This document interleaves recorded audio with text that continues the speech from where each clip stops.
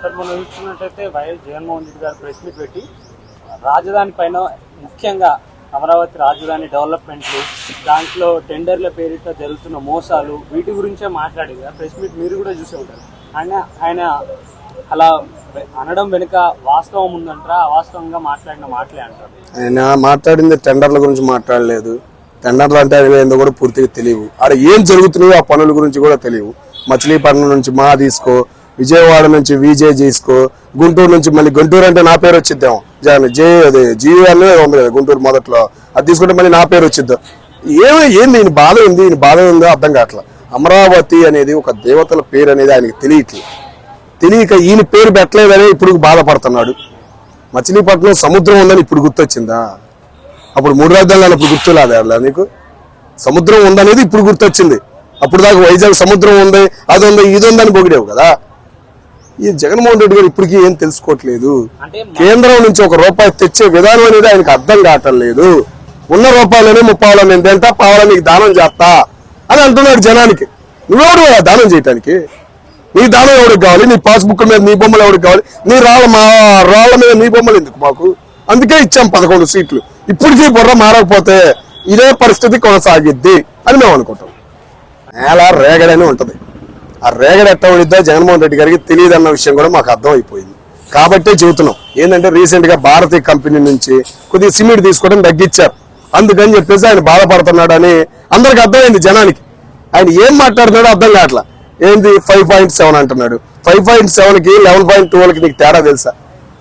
నీకు తేడా తెలుసా? ఎంత డిఫరెన్స్ ఉండిద్దో తెలుసా?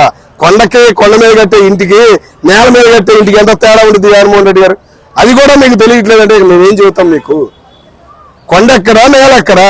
నేల మీద కట్టే ఇంటికి, కొండ మీద కట్టే ఇంటికి తేడా తెలియకుండా మీరు మాట్లాడే మాటలకి మేమేం సమాధానం చెబుతాం మీకు? జనాన్ని ఏంటంటే భయపెట్టేద్దాం, మేమే వస్తాం, మేమే మీ అన్నాన్ని పీకేస్తాం అని కాంట్రాక్టర్లని తీసుకునే వాళ్ళని భయపెడతానికి తప్ప ఆయన మాట్లాడే మాటల్లో ఒక్కటి కూడా సరైంది లేదనేది జనం అర్థం చేసుకుంటారు. అన్న ఒక్కటి చెబుతున్నా, ఎవడు దీనికి బిరామీలు ఉండరు. ఒక పర్సంటేజ్ మాట్లాడుకుంటారు. ఆ పర్సంటేజ్ల దగ్గర ఏమైనా తేడా వస్తే ఆ చేసే కాంట్రాక్టర్లు పక్కకు పోతాడు తప్ప ఆ పార్టీ ఉండదు, ఈ పార్టీ ఉండదు. ఉండేది 10 మందే. ఆ 10 మంది కోసం వీళ్ళు పెద్ద దేవుళ్ళు లాగా వీళ్ళు వచ్చి బయట తన్నుకోవడం తప్ప ఏముండదు. మెడికల్ కాలేజీలు ఉండే 14 చెప్పావు. 3 సంవత్సరాలు ఎందుకు పూర్తి చేయలేకపోయావు? ఒక 7 పూర్తి చేశానంటాను. అయ్యో ఆపారు మధ్యలో వచ్చి. మిగతా వాటికి పీపీపీ విధానాన్ని మా అంట కట్టారు. నీ కాంట్రాక్ట్ లాగా చేస్తుంది. కొన్ని గవర్నమెంట్ నుంచి సొమ్ము లేట్గా వచ్చింది. ఈ రకం ప్రైవేట్ వాళ్ళు ఉపయోగించుకుంటారు. నీ బాధ ఏంది? నీ కాంట్రాక్ట్ తీసి పక్కనే పడేసాడా? పడేస్తే వాళ్ళు ఊరుకుంటారా?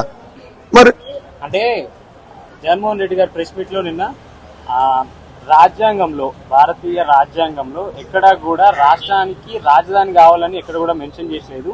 దేశానికి రాజధాని ఉండొచ్చు కానీ పర్టికులర్ గా రాష్ట్రానికి రాజధాని కావాలని చెప్పి ఎక్కడ రాజ్యాంగంలో మెన్షన్ చేసి లేదని చెప్పి చెప్తా ఉన్నారు. దీనిపై మీరేమంటారు? నేను చెప్తుంది కరెక్టే. 1946లో మనకి స్వాతంత్ర్యం వచ్చింది. 47, 46 మధ్యలో స్వాతంత్ర్యం వచ్చింది.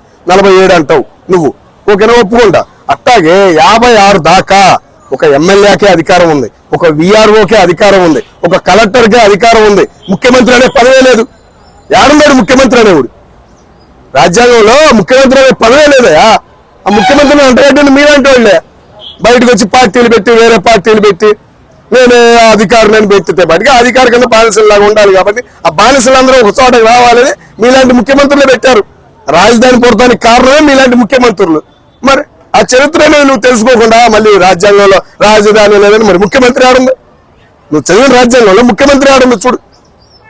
సరైన సమాధానం తెలుసుకుని మాట్లాడుతున్నాడా, అది తెలియక మాట్లాడుతున్నాడా, లేదా కింద ఉన్న పనికి మాలిన సలహాదారులు మాటలని ఇవన్నీ చదువుతున్నాడా ఏందనేది అర్థం కావట్లేదు. వాళ్ళందరూ లండన్ లో చదివిన వాళ్ళంట.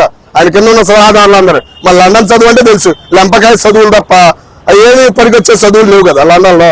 కాబట్టి ఇట్లా తయారవుతున్నారని నేను ఒక్కటే చెబుతున్నానన్న. జగన్మోహన్ రెడ్డి గారికి లెక్కలు తెలిసి ఏంటంటే 9 తర్వాత ఏమొచ్చిద్దన్నా 10 కాదు 8 వచ్చింది. సేమ్ అట్టాగే చెబుతున్నాడు. 2014లో రాష్ట్రం విడిపోయింది, టీడీపీ గెలిచింది. రాష్ట్రం ఇప్పుడు అప్పుడు దాకా 2 సంవత్సరాలు హైదరాబాద్ ను వాడుకున్నారు. 2017లో రాజధాని ప్రకటించారు. మరి 2018 కన్నా కేంద్రం నుంచే తీసుకొచ్చారు. మోడీ గారు వచ్చారు, శంకుస్థాపన చేశారు. ఒక 500 కోట్లు 600 కోట్లు పెట్టుబడి పెట్టారు. రాష్ట్రం సొమ్ము ఏడ ఉపయోగించారన్న? ఇప్పటికైనా కానీ కేంద్రం సొమ్మే కదా ఉపయోగిస్తుంది. నీకు మళ్ళీ లెక్కలు ఆన్లైన్ లేకుండా దోచుకు తెలియలేదు కదన్నా. రాష్ట్రం సొమ్ము కూడా సరిపోవట్లేదని కేంద్రం నుంచి ₹1 తెచ్చావు నువ్వు. రూపాయలు నువ్వు తెచ్చావు కేంద్రం నుంచి, మరి ఎందుకన్నా పనికిరాని మాటలు మాట్లాడుతావు? ఇన్ని లక్షల కోట్లు కేంద్రం నుంచి వసూలు చేస్తున్నారు, రాష్ట్ర సొమ్ము రాష్ట్రానికి ఉపయోగిస్తున్నారు. నువ్వు చేసిన ఉచిత పథకాల వల్ల ఆటికి కడతానికే సరిపోవట్లా, నువ్వు రాష్ట్రాన్ని ముందుకు తీసుకెళ్తున్నారంటే అది గొప్పన్నా. నీకు లెక్కలు తెలియని వాళ్ళని పెట్టుకుంటావు పక్కన, వచ్చేసి బయటకు వచ్చి ఆ తెలుసు ఊ తెలుసు అంటావు. అమరావతి అనే పేరే నీకు నచ్చలేదంటే ఇక ఏమంటారు జనం ఆలోచించాలి. ప్రతి దానికి నీ పేరేనా? ఇంకా బ్రిటిష్ జాతి రత్నం అంటారు, వాళ్ళు ఇంతే 200 సంవత్సరాలు పరిపాలించాడు, వాళ్ళు నా పేరు ఉండాలి నా పేరు ఉండాలి నా పేరు. ఆ రత్నం అనేది ఇంకా వారసత్వంగా పోలేదా అనిపిస్తుంది. వైఎస్కి ఒక్క బుద్ధి లేదన్నయ్యి. వైఎస్ రాజశేఖర రెడ్డిని గౌరవిస్తాం, విలువిస్తాం. 2 జిల్లాలన్నా గుంటూరు కృష్ణా జిల్లాల్లో రైతులకి రుణమాఫీ చేసిన మొగోడు ఒక్క రూపాయి లేకుండా అధికంగా రుణాలు తీసుకున్న 2 జిల్లాలే చంద్రబాబు నాయుడు గారి వల్ల మొత్తం లాస్ అయ్యారు. కట్టలేని పరిస్థితుల్లో నిలబెట్టాడు అన్న రైతుని. ఈరోజు వ్యవసాయం బతికుందంటే ఆయన వల్ల గర్వంగా చెప్పుకుంటున్నాం. మరి అట్లాంటి ఆయన నువ్వు అసలు పోలికగా కనపడతలేదన్న. 50,000 ఎకరాలు ఇప్పటికీ సేకరించారు కదా, మరో 50,000 ఇంకొక 1,00,000 ఎకరాలు ఇస్తారు. 1,00,000 ఎకరాల ఎవరిని చూసి? ఈయన చూసి ఒక ఎకరం ఇవ్వను. వెనకమాల చంద్రబాబు నాయుడు నేను చూసి ఇస్తున్నారు. ఆయన ఒకప్పుడు ముంచినా గానీ నిలబడతాడు రా నాయన అని నమ్మకం పోగొట్టుకోలేదు. అలా పేరు తెచ్చుకోవాలి. ఉచిత పథకాలు ఇచ్చి సోమరిపోతులు చేసి గవర్నమెంట్ సొమ్మంతా దోచుకోవడం కాదు, లెక్క ఉండాలి. నువ్వు లెక్కర్ స్కామ్లే చేసినప్పుడు ఇంకేమన్నా లెక్కరా ఆన్లైన్ లేనప్పుడు అర్థమైపోయింది జనానికి నువ్వు ఎంత దోచుకుంటున్నావు ఏం చేస్తున్నావు అనేది. ఒకటే ఆలోచించాలన్నా. కేంద్రం నుంచి రూపాయి నువ్వు 50% ట్యాక్స్ కడుతున్నావు తెలుసా?